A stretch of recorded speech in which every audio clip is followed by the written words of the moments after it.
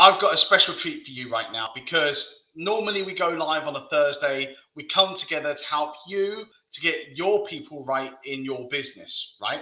So we're coming live to you today, not only to still do that live on a long session, but we're here right now delivering our training program, Managing Staff Performance. We're doing this live right now on here for you.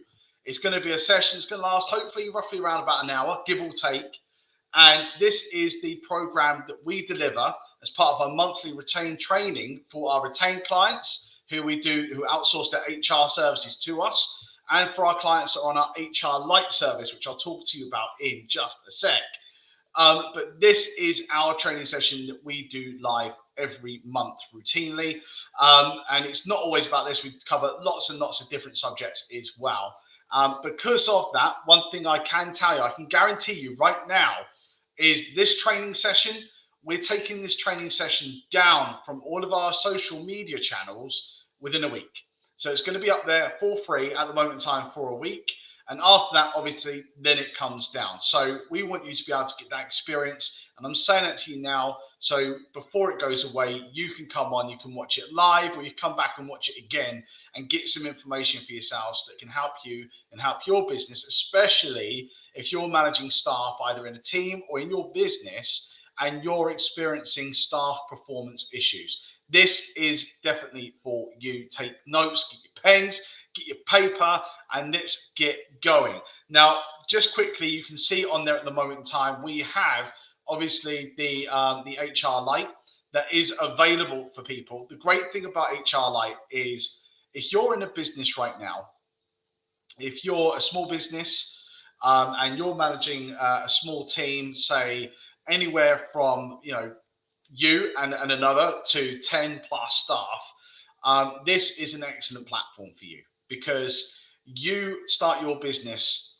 because you're an expert in what it is that you do. And that's terrific. That's fantastic. But, and the big but is, you are not an HR expert. And to be quite frank with you, it's not what you want to be doing either. You don't want to be spending your time dealing with HR matters and concerns. And the great thing about this is you don't have to go through the cost, even though that cost is low, by the way, of outsourcing your HR. You don't have to go through that cost and mechanism. You can get a light service that gives you all of the information, access to your contracts for your staff, policies, procedures, regular training to help to make sure that you can manage and maintain your staff and your teams, and also access to ourselves as well for support when you need it on a monthly basis, plus all of our partners. You get that and you get that peace of mind. And right now, there is a crazy offer that we got on, which reduces that price to just £100 per month plus VAT. And all you need is to use the code Jubilee, all capitals, 22. Jubilee, all capitals, 22. That is all you are going to need. I'm going to try and see in a minute if we can put the link that we've got up here into the chat. That will go onto some of our social media platforms, not all of them.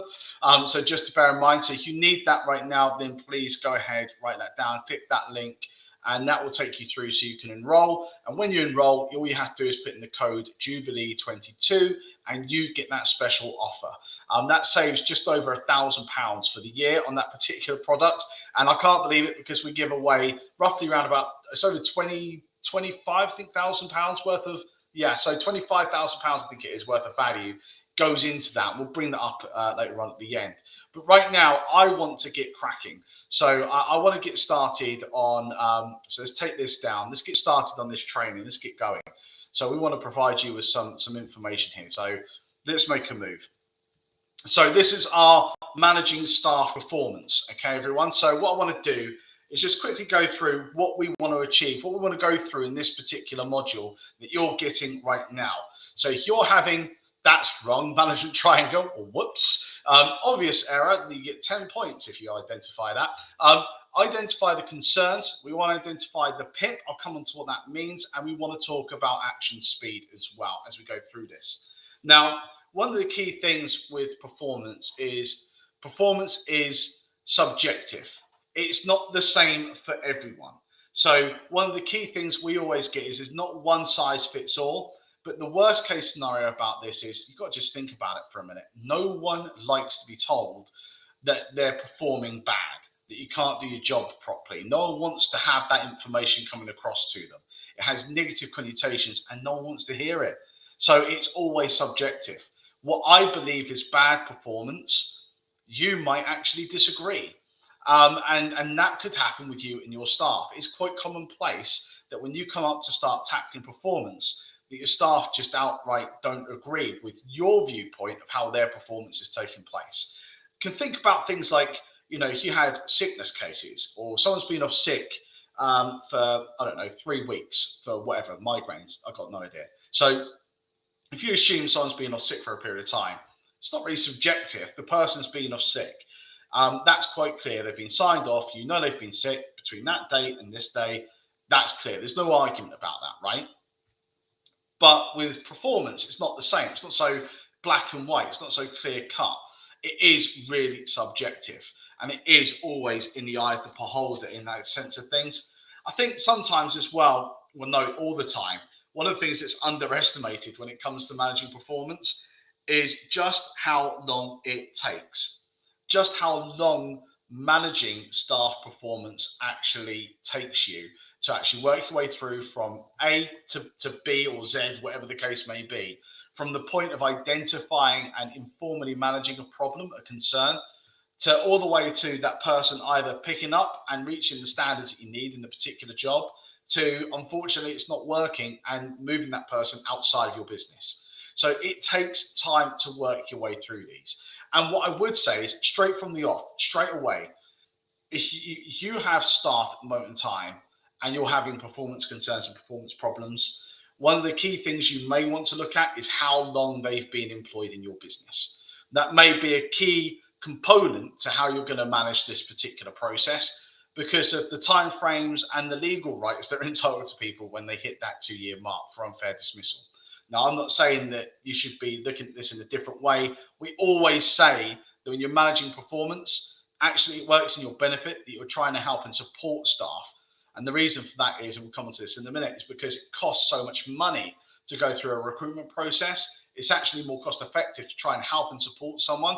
If that's all it's going to take to try and make these tweaks and things around the edges to help them to get to the standard you need to be, rather than just going through the process of just exiting people outside a revolving door and then just getting this turnstile of people coming in and going out.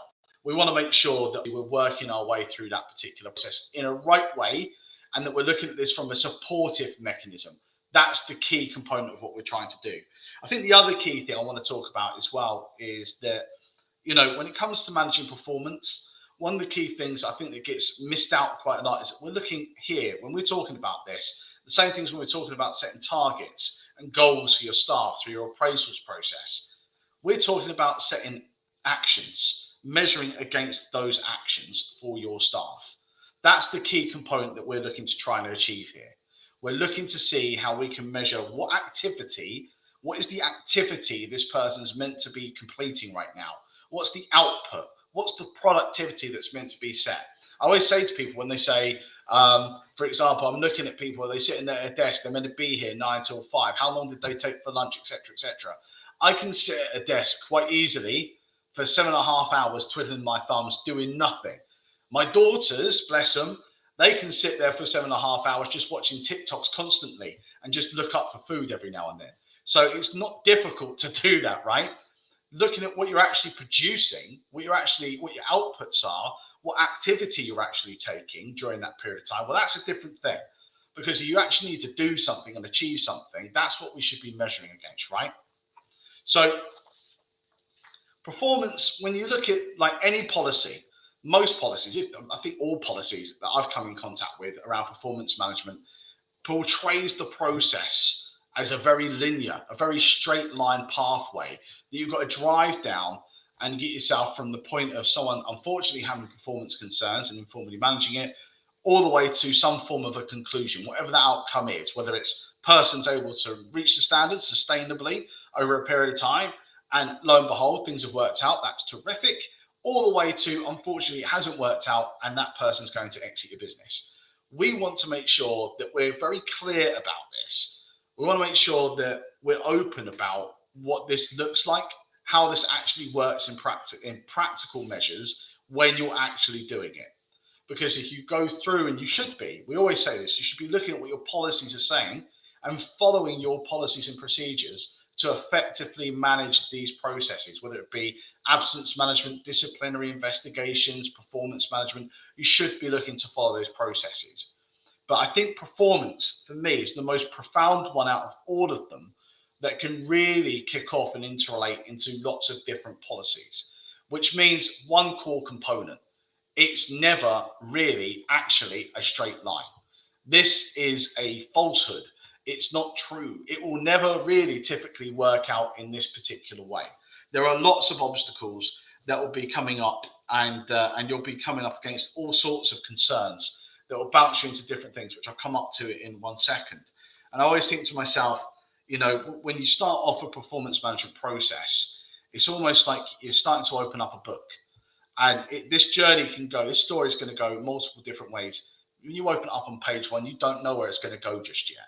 And it's kind of that unknown quantity. That's one of the biggest things with performance. This is something that's going to evolve as you go down.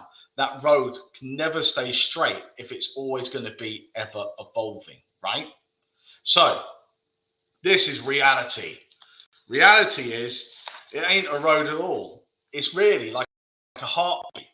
And you will be going and bouncing around all over the place because you are going into multiple different things, because it is such an evolving beast as you start to manage this problem within your teams, or within an individual within your team. Okay. And this is one of the key things. This is a meism. This is a Mikeism.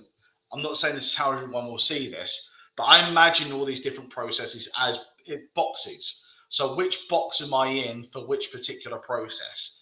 And with an individual, with an employee, when you're managing them, you can find yourself in multiple boxes all at the same time, which is groovy, right? That's an unused word for quite a period of time, groovy. So in terms of things, there are so many things that can happen as soon as you start managing performance. And this is where it darts around. So you can start off by managing performance, which, by the way, we've already said is really subjective, right? So it is really something that a person can disagree with you on.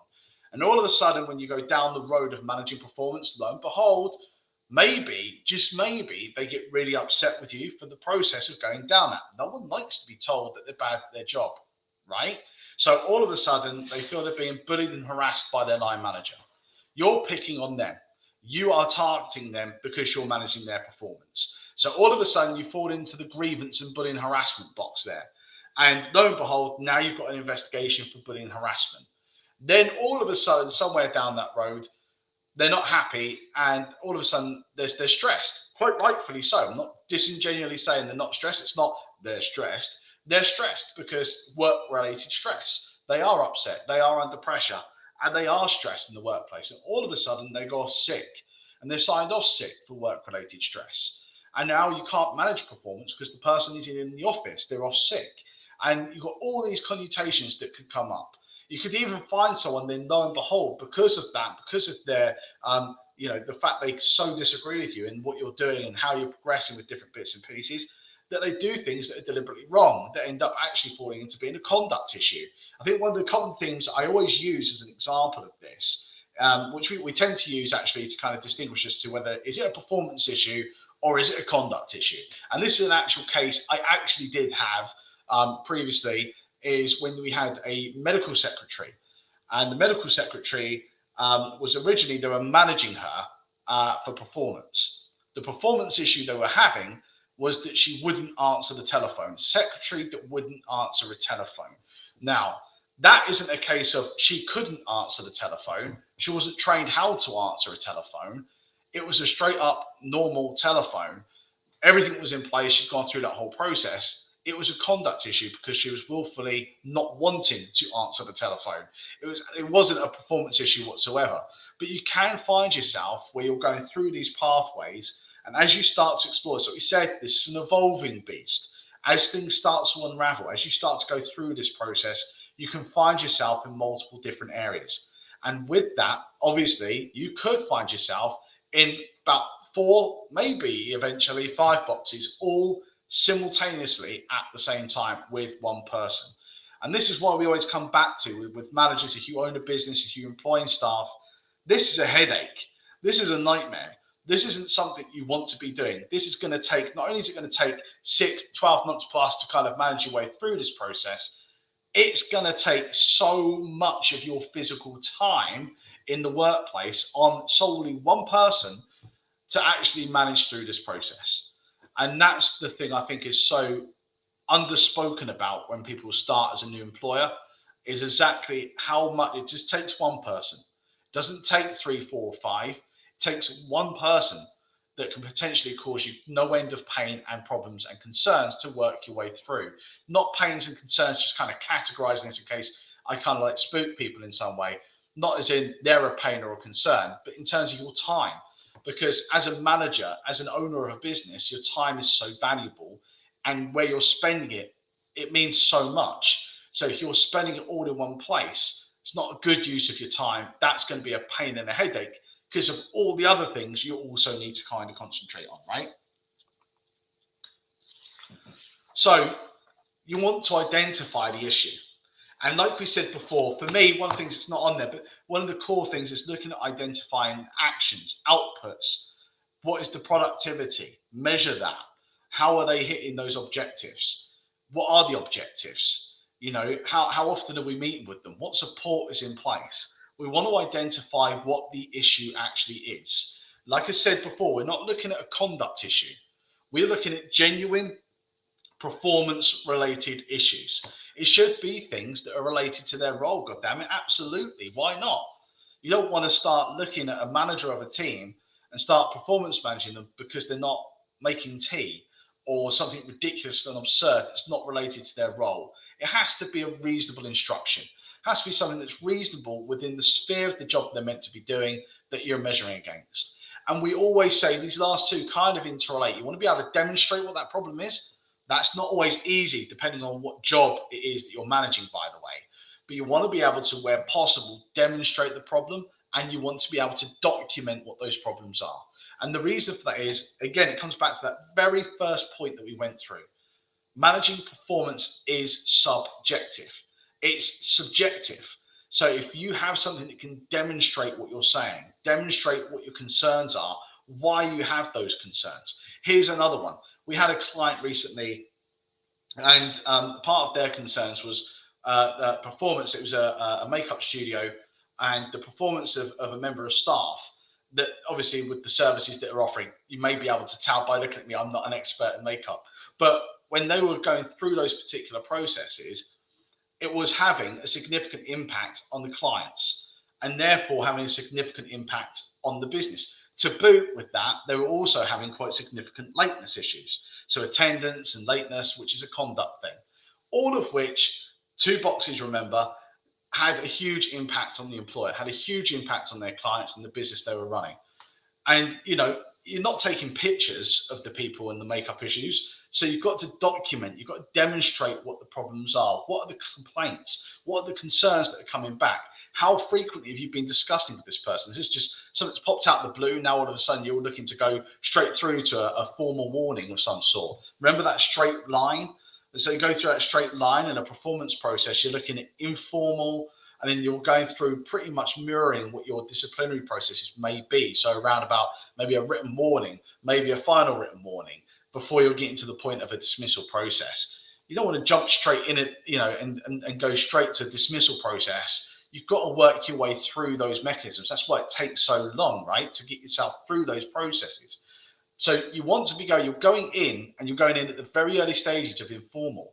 And you want to start off by documenting and demonstrating. Informal can be a one-to-one meeting. It could be a one-to-one meeting that you're holding weekly, bi-weekly, monthly. But you want to, at every stage, be explaining what those concerns are, why it's a concern, and what you can do to help and support that person to overcome those concerns. We're going to come on to this in a minute as well. But you've got to remember, every time, if you haven't started this process yet, and this is the most common theme, managers will, I know there's a problem. I know there's an issue, but I'm not going to deal with it right now and hope that it will resolve itself. And it doesn't. And it gets to a point where they've got to kind of do something, right? You've got to take something forward. And then when they start doing it, because they're so fed up with it, it's been going on for 3 months, Michael, something on those sort of lines, all of a sudden they want to jump up that yardstick, and all of a sudden it's a final written warning kind of an issue.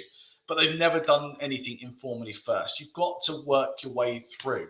You've got to imagine before you walk into the next garden, you've got to clear all the mess up in the first one first before you can go through the gate to the next one. And that's what we always try and say to our clients is think about where you are within this process. And if you're just starting, even though you've been experiencing it for 3, 6 months, whatever the case may be, you're starting from ground zero. You're starting from step 1, not step 6. Step 1. It's your fault you've not taken those steps earlier, right? But you've got to be showing the whole way through.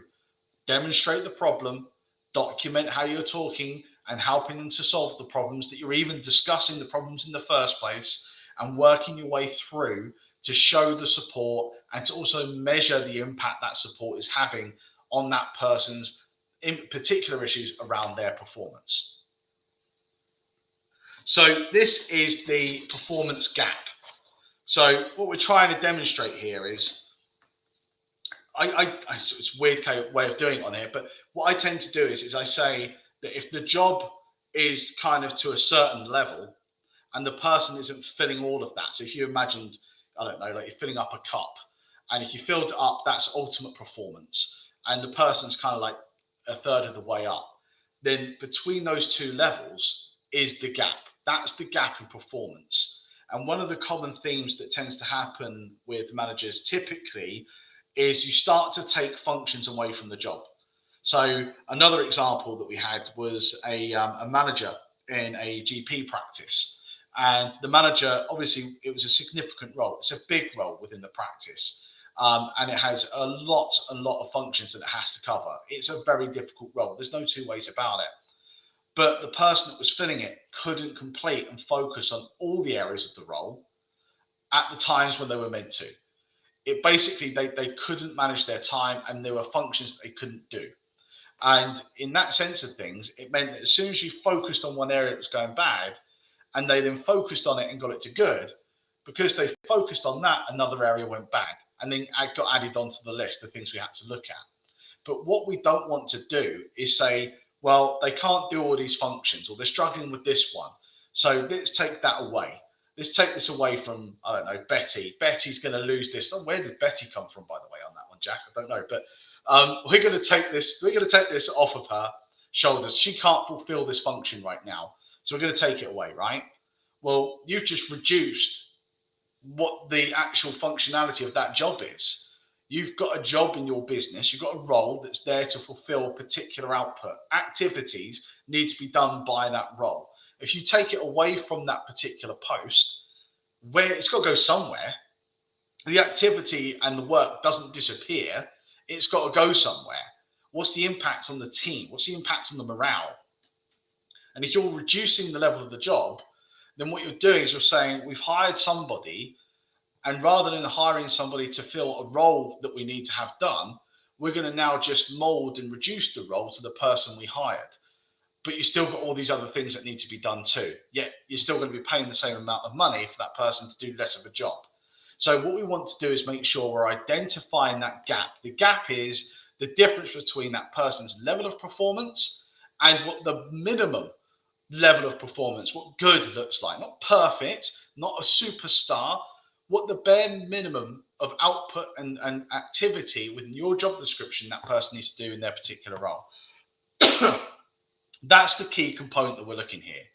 What is that gap? Because that's the bit that we need to focus on.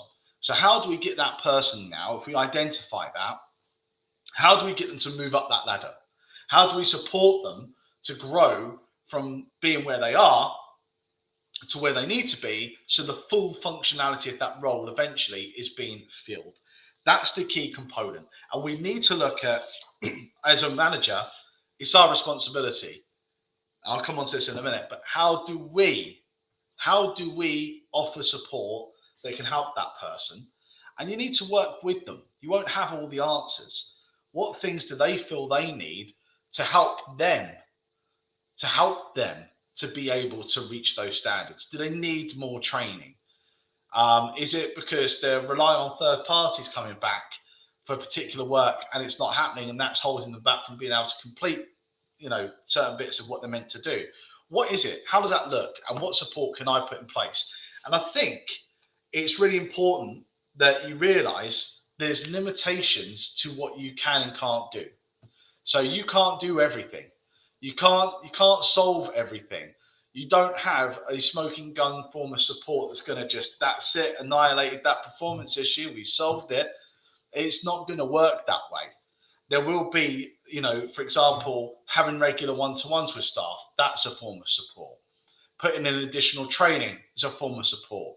Doing a buddying system where they get to work with other people within your teams to help to increase their activity, to increase what they're doing, and their outputs, and all those different bits and pieces. That's a form of support.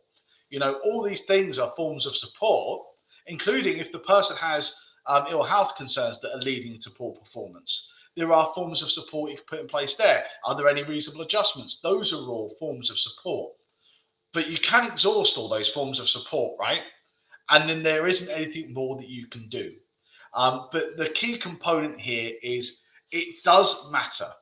It absolutely matters to try and focus on this issue. If not for the first thing we spoke about a minute ago, which is managers kind of sit on it, hoping it will resolve itself. And then when it becomes such a big problem, it's been going on for such a long time, they want to fast track the process. And you can't. You're starting from square one, right? So it matters to actually do it in a timely way, because you're suffering this process. And that person, bless them, isn't getting the support they need in that role for a longer period of time. So you need to actually focus on it and do something about it. Of course you do. But it's your responsibility. It is your responsibility to take that forward. If you've hired somebody and they've been with you for, I don't know, let's say 4 years, and, the role is, they're just struggling, something's happened, something's taken place, it's your responsibility. You're the one that's keeping them there. You're the one that needs to help and give them solutions and support to help them to meet the standard you're needing them to make, to understand what's happened. If they've been with us for 4 years, has something suddenly occurred that now is causing these particular concerns? Well, what is it? It's up to you to get involved and to get into that and to find out what could be happening. But you need to accept the fact that there has to be a conclusion. There has to be an end game to this process. We're looking ultimately, where there's a performance concern, to support first, to help people to reach the standards that you need them to reach, and to manage through that process as quickly as we can. But you need to accept that if they can't reach that standard that's required, then you need to take that decision that potentially that person isn't right for your business or right for that role. Another thing we always talk about here is wrong person, wrong role, wrong business. You could have someone who's the wrong person in the wrong role. So you may need to look at that. They could be ultimately the wrong person in the wrong role and in the wrong business. And you need to look at that too. But the key thing here is you need to be taking action to get to an outcome. This isn't just an endless journey. It's not an evolving pathway that you walk down forever and ever and ever. It has to have a definitive outcome and solution at some point. Okay? So there is things that we need to do. And this brings us on to the PIP.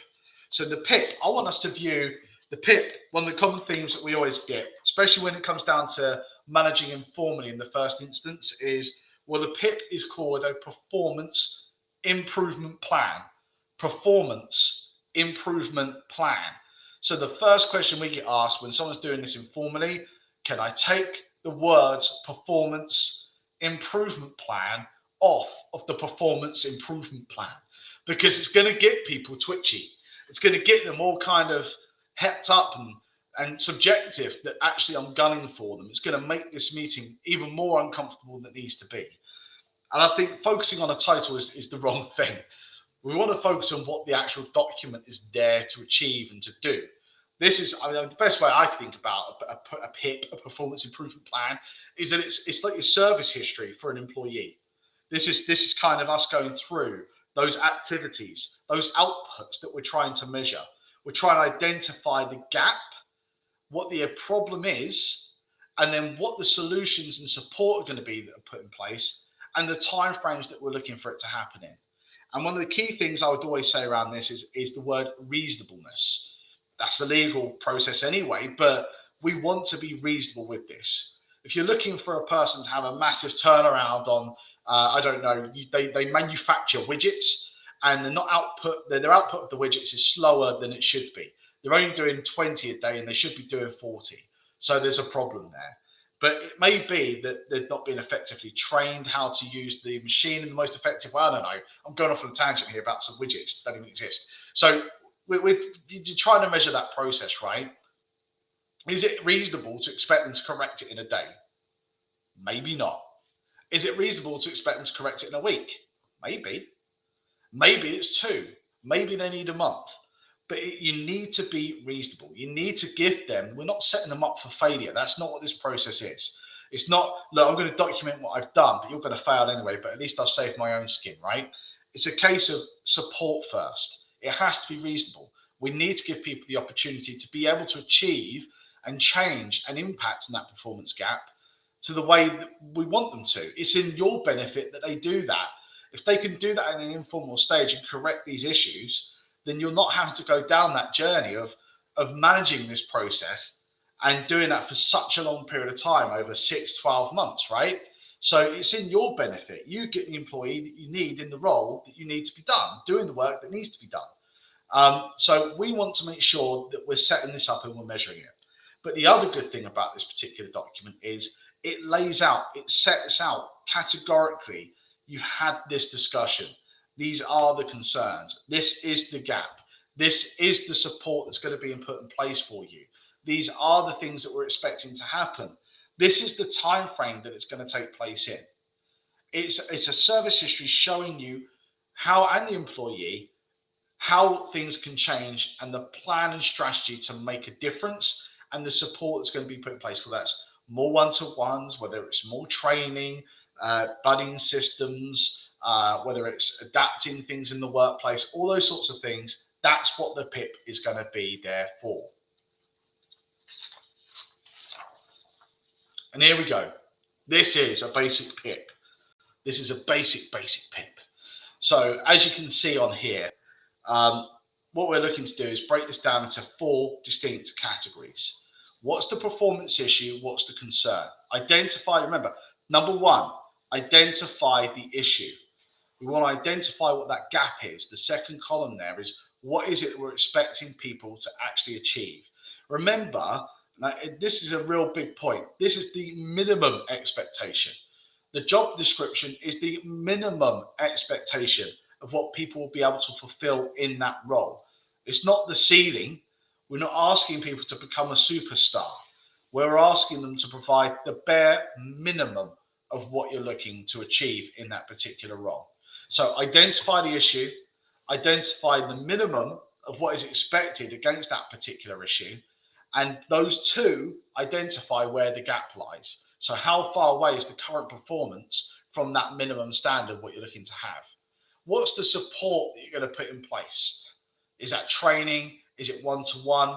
Is it a referral to occupational health to see what reasonable adjustments you need to put in place? Are they at the moment doing hybrid working?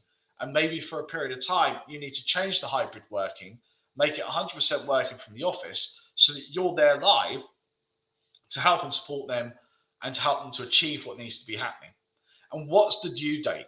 When is the expectation? This is basic SMART objectives right now, right? This is kind of teaching you to suck eggs. But what is the due date? When are we looking for this to be able to take place? When should this change? Because the thing is this is a live document. This is always going to be shifting and evolving. Remember that case I spoke about the manager at GP practice? They will achieve one thing because they'll focus on it so hard. They'll go through and they'll achieve that one thing. But then all of a sudden, because they've been focusing so hard on that, something wasn't even on this list to begin with, comes on because they've then not done that. So all of a sudden now you've taken one off, but replaced it with another. And what we're looking for here is sustained, continuous improvement. Not just, I did it well, boss. We broke the back of this for 1 week I was able to do this activity. That's not good enough. That may be great, but now we need to make sure that that isn't a one-off. 1 week does not make a pattern. A one-off event does not make a pattern. We are looking for sustained improvement so that I can take this off that list. And I'm confident that now you are able to do that and it works to the standard, and you're then going to take that off and overperform on that, hopefully, right? But you've met the minimum, and I'm happy that you will continue to do so. We're looking to be reasonable and set reasonable timeframes for them to achieve it, but this should be something that's looking for consistent, continuous improvement. Just because someone's hit that deadline and focused on it doesn't mean you take it off the list. It doesn't mean you stop doing the process. It means that you continue to make sure that, guess what, if you had to achieve that within 1 week, well, let's see if you do it again next week. And let's see if you do it again the week after. You're looking for continuous and significant improvement. That's what we're looking for here, not one-off events. So this is going to be a live document that you will continually keep, and you'll update and you'll go through. And when you work with us, by the way, on the HR Lite process, this template you're looking at right now is available on there, the whole thing. This is just a picture of what's on there. You get the whole thing, and we can talk you through that as well, all part of that process that you get. But with this, it gives you at least the bare minimum. You can take this away, have a look at it, come back. This is up for a week, okay? There are many, many PIPs available on the internet as well.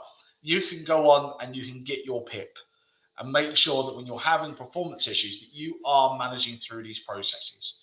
You're taking these steps and you are actively monitoring it, and you're keeping these records. And what I would say is if you've done a PIP, this should form your agenda for when you're doing these meetings, that you're talking through these particular issues. How has things gone? What has been their experience? What's been the concerns they found? Has the support worked for them? What more can I do to help you to achieve these targets and outcomes? How much longer do you think we will need to be able to achieve these processes? You'll be looking to go through this on a regular basis. And then you'll have, if you're meeting with them weekly, bi-weekly, you want to increase the frequency, right, of when you're having these meetings. You'll then have a record of many, many PIPs that you've done that will show that lifelong journey that you're taking with this, to show how they've moved from A to B to C to D to E. Or have they? Has it stayed the same? Have you had the same problems? Because this is going to be the catalyst to when you then go, it's not working and there's still a concern. And we've put a lot of things in to try and help and improve. And we've had quite a few meetings about this, but it's not moved soon enough in the right direction to close that gap, right? So now maybe we need to consider whether this moves to a more formal stage rather than an informal, and follow it through your particular policies. And again, I mean, this is kind of a superfluous question really, right? It's rhetorical in a lot of ways. Why manage it? It's the silent saboteur in your business. Poor performance is the silent assassin that is taking things down.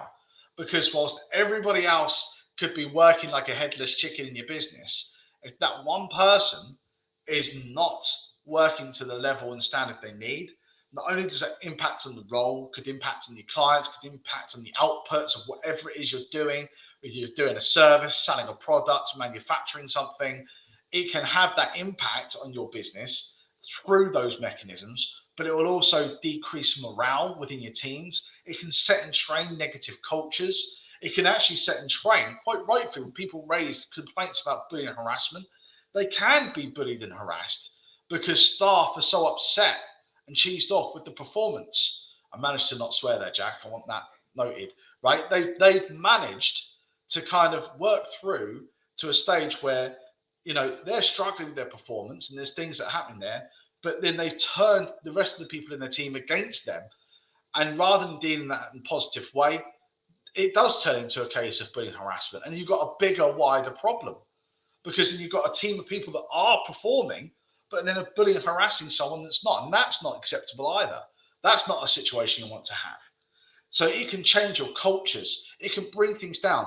It can take, if you've got a manager that's managing this in their team, this becomes the majority of their job of what they're doing on a regular basis. That's not a good use of their time either. Or it's you that's having to do that. This is the silent saboteur. The key thing here as well is to remember that in the UK, I think it's about 50% of the workforce is disengaged, checked out, tuned out. They're not there. Those people are actively coming in and sabotaging your business. They're not doing it deliberately. They're not coming in and deliberately just pulling the wires out of your computers and stuff. They're not doing it in a deliberate fashion.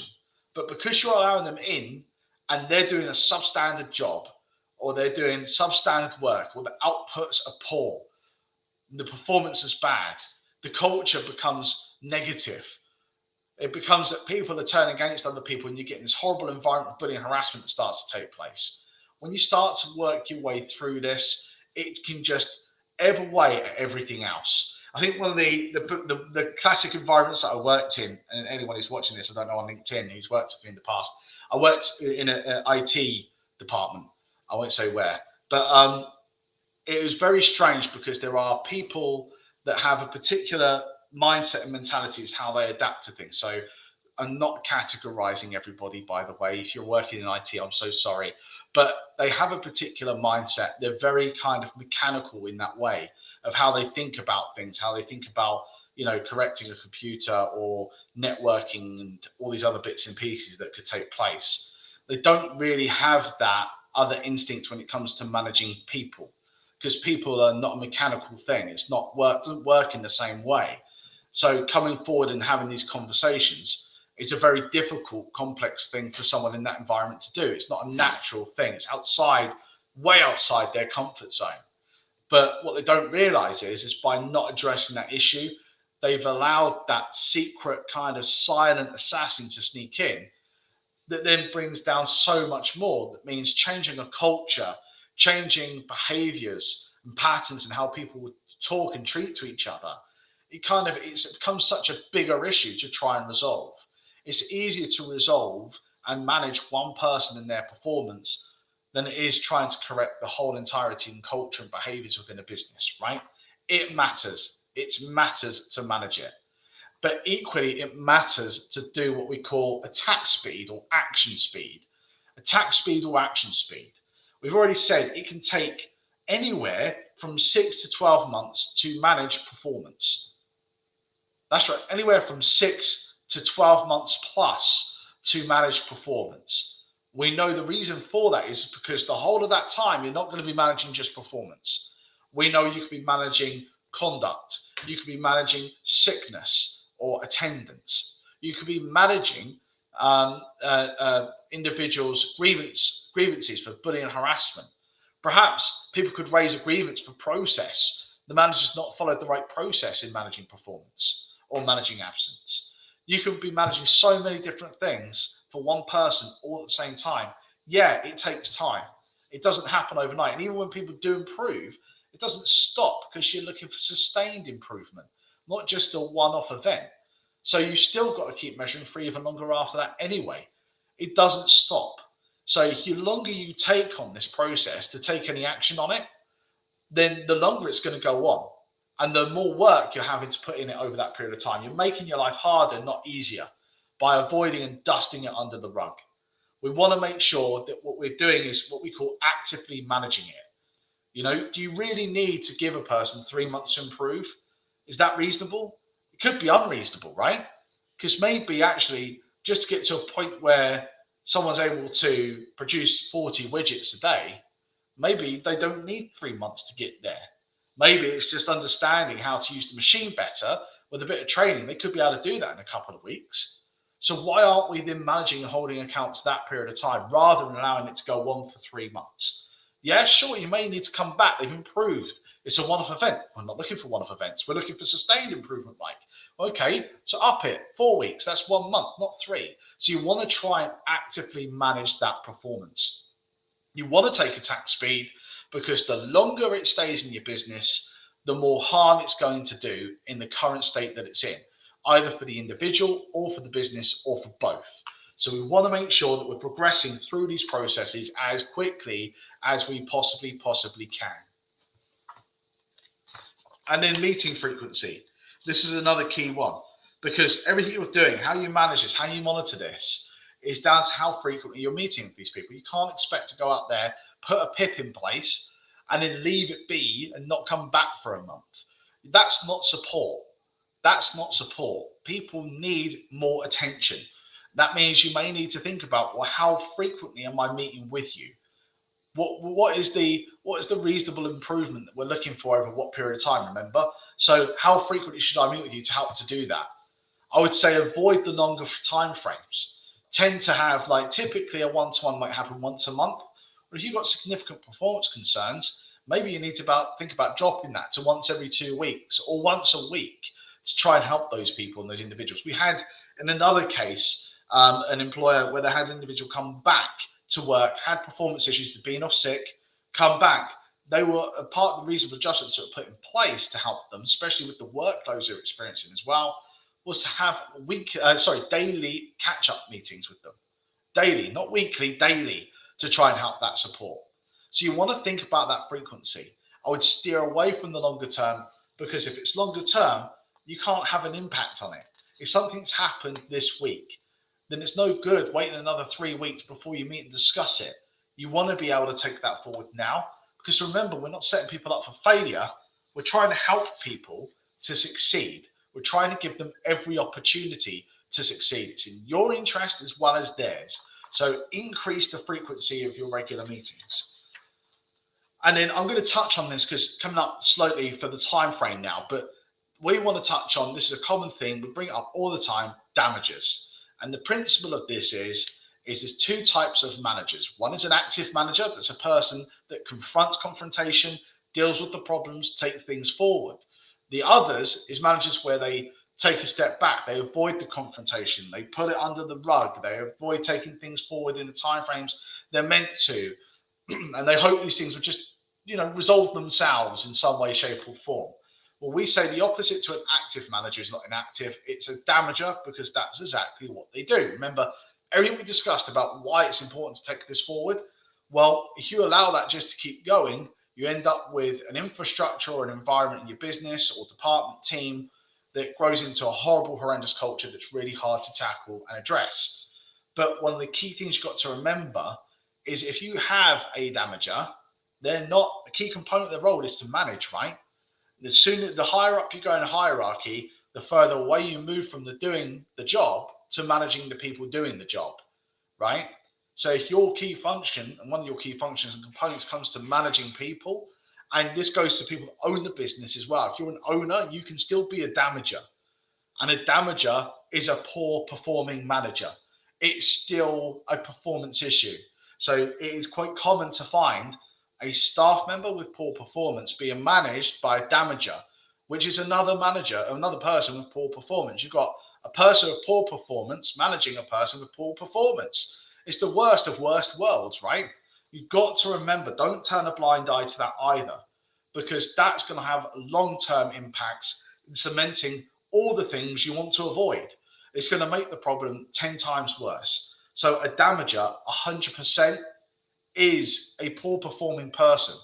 It is a performance concern, and you would want to be able to manage them too. And yes, it is right. That could be you as an owner of a business. You too can be a damager.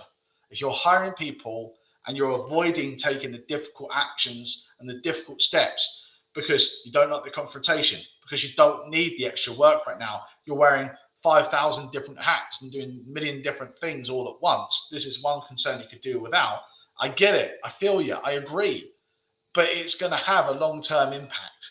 If you don't deal with it now, it's going to get 10 times worse. You could be a damager, and in which case you need to manage that issue with yourself as well. So, guys, girls, everybody, thank you. Thank you for your time as we've gone through this particular process. And I hope, one of the key components I want to really shine a light on here is it's massively important to do this. It can be extremely complex to do this. And one of the things I would always say is anything you're doing, you cannot achieve it all by going it alone. You cannot do everything yourself. It is impossible. If you want to grow and you want to scale your business, if that's what you want to do, then that's great. but you need people to help you to do that. There has not been a business that's been able to be scaled by one man or woman on their own. You need people. The more people you get in, yeah, do you know what? You can get more people problems, but you don't have to deal with them alone in isolation either. In fact, I would tell you not to. Unless this is your area of expertise, you should not be managing this process. You know, I don't get the accountant in because I love doing the books. I don't. I hate it. I can't stand it. It's not my area of expertise. I have an accountant to do that. I don't try and repair my car.